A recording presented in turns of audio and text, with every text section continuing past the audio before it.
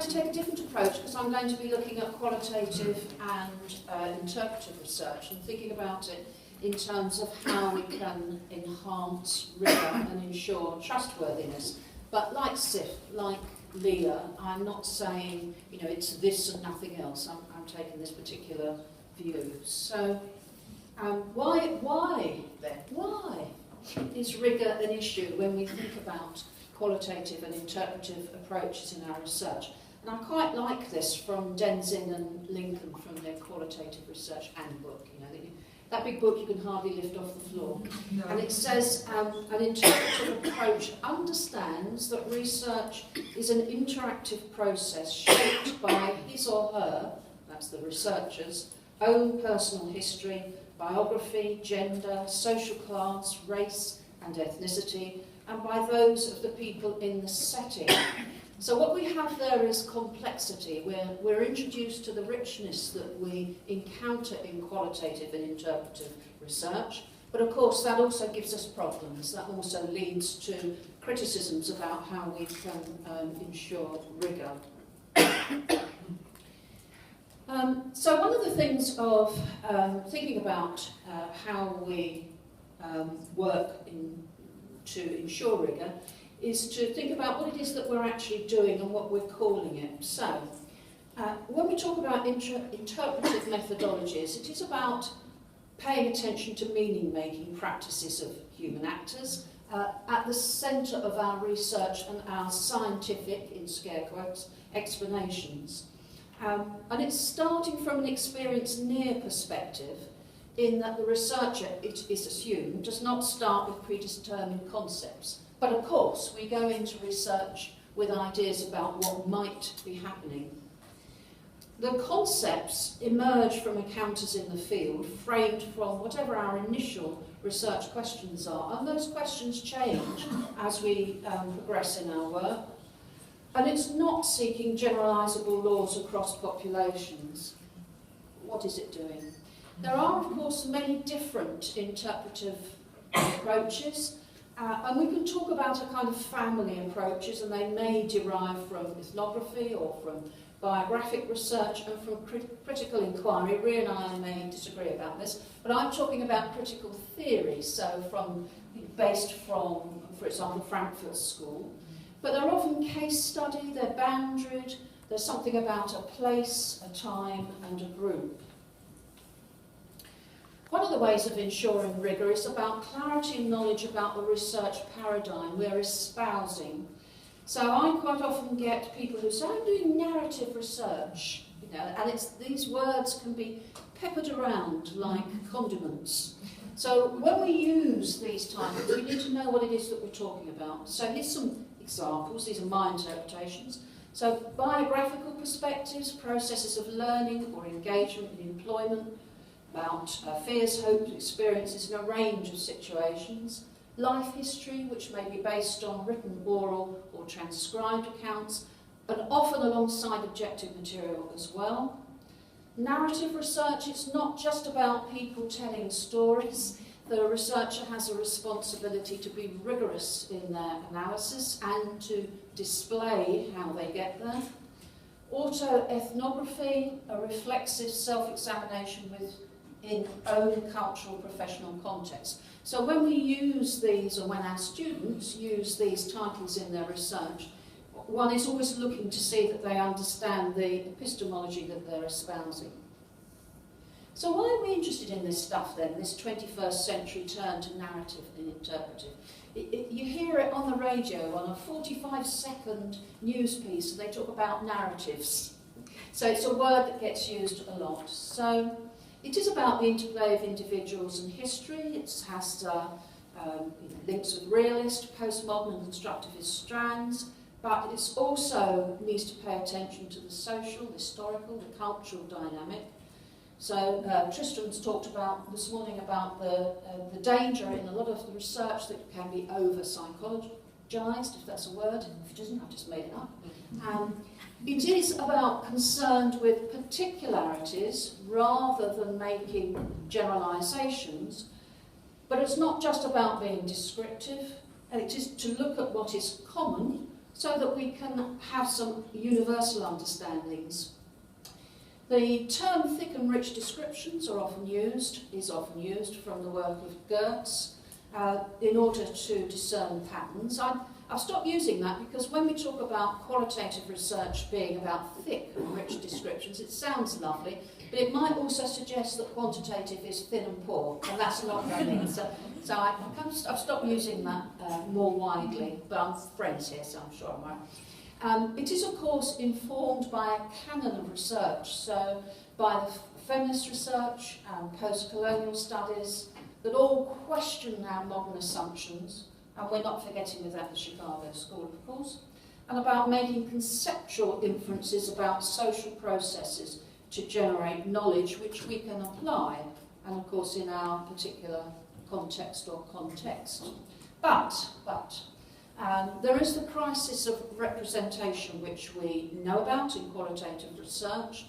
Within the UK, we've just gone through a research excellence framework, and one of the criticisms about educational studies, within which a lot of career guidance sits in the UK, not exclusively, but a lot does, there's been a criticism that there's a lack of rigour in small-scale educational studies. So what are these problems then? We can, if we're not careful, wallow in fine detail and miss the bigger picture.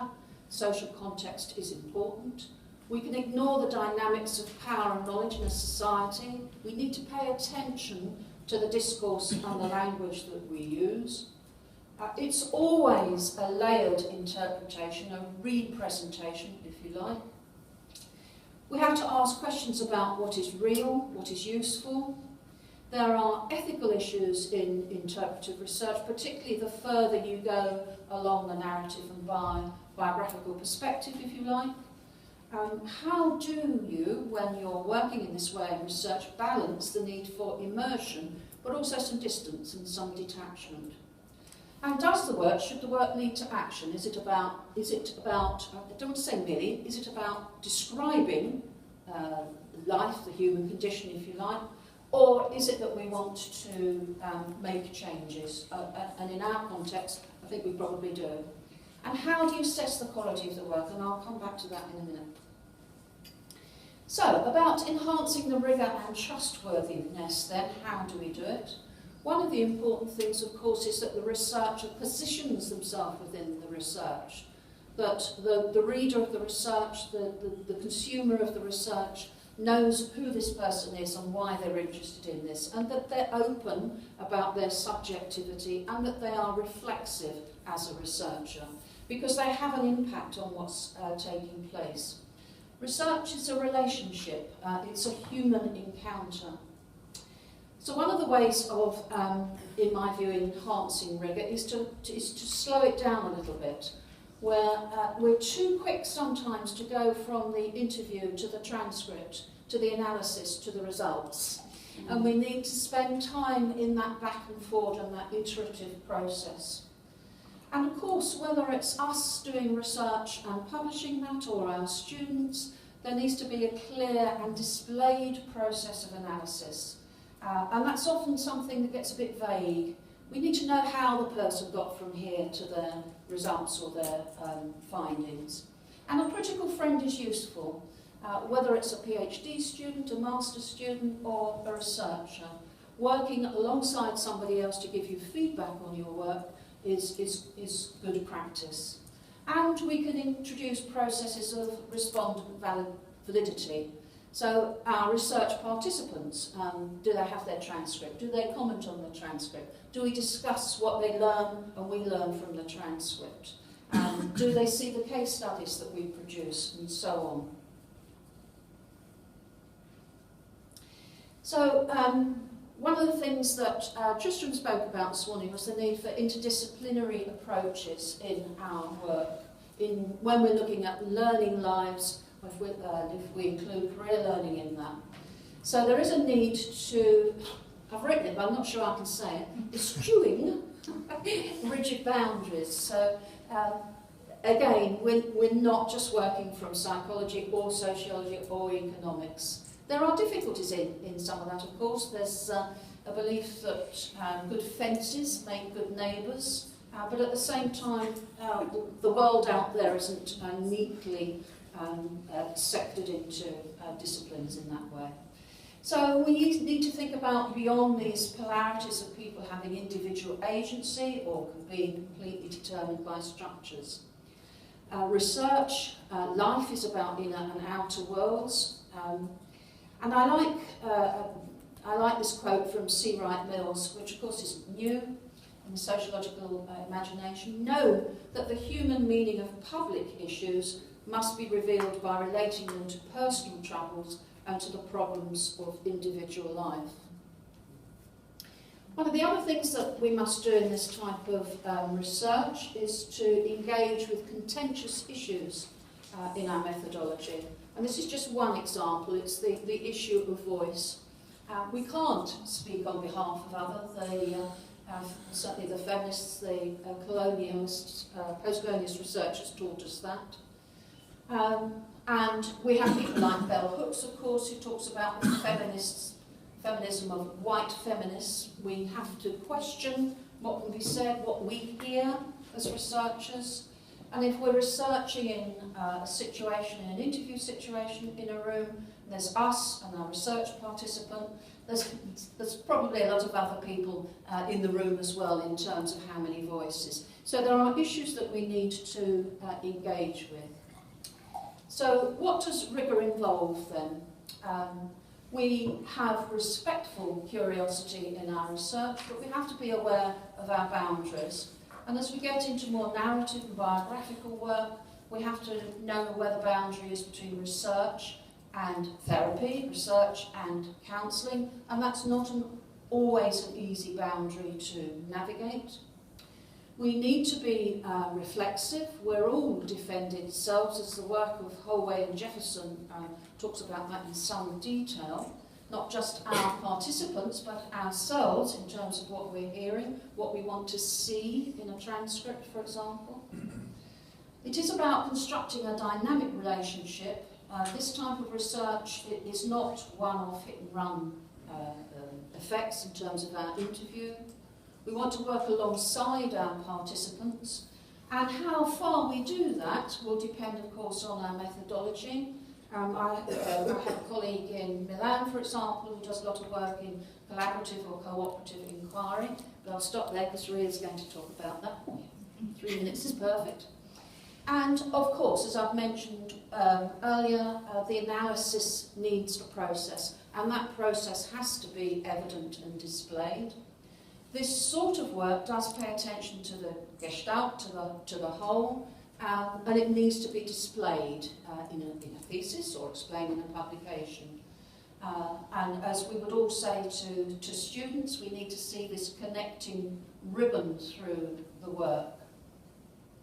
But we can't judge this work by positivist criteria. We have to have something different to measure it by. Again, Lincoln and Denzin talk about this. They say we care less about our objectivity as scientists than we do about providing our readers with some powerful, propositional, tacit, intuitive, and so on. Laurel Richardson uses the metaphor of the crystal rather than triangulating our data, actually looking at it through a number of lenses. So here we are. So is Jean-Pierre still here? I have some criteria, Jean-Pierre, you'll be happy. So criteria for enhancing the rigour of qualitative and interpretive research. So there are processes of peer review, so from critical friend, involvement of participants, collaborative inquiry, also of course via examination and publication. Does the work make a significant and substantive contribution to an understanding of social life? Does it involve social science, historical, cultural perspectives that are used to inform the text? Is the theory grounded in engagement with real people in complex, everyday and extraordinary lives? Is there evidence of the knowledge of relevant epistemologies? Are convincing tales told? The word that's often used for that is verisimilitude. Say that after a few wines this evening. Does it have aesthetic merit? metrics? Is it shaped, satisfying? Is it complete? Is it interesting? Is the analysis displayed with clearness and rigour? Does that open up the text and invite responses? That it's not anecdotal or solipsistic? Is the positioning of the researcher clear in their data collection? Is there an understanding of ethical issues and are they addressed? What's the impact of the work intellectually, emotionally? Are new questions coming out of the work inviting a response? And is there a sense of the lived experience? Last one. So in terms of research congruence then, we know that life as lived is subjective. To misquote Hannah Arendt, she says something like, the one thing that we know that we all have in common is our differences, and that's badly put in my own words, but life as lived is subjective. The world is out there, but our interpretations of the world are not. They are constructed within these social relationships. And so as researchers we need to be reflexive, we need to be transparent, and we need to be congruent. And if these go on the Basecamp, there's some references there. That's me done. Thank you very much.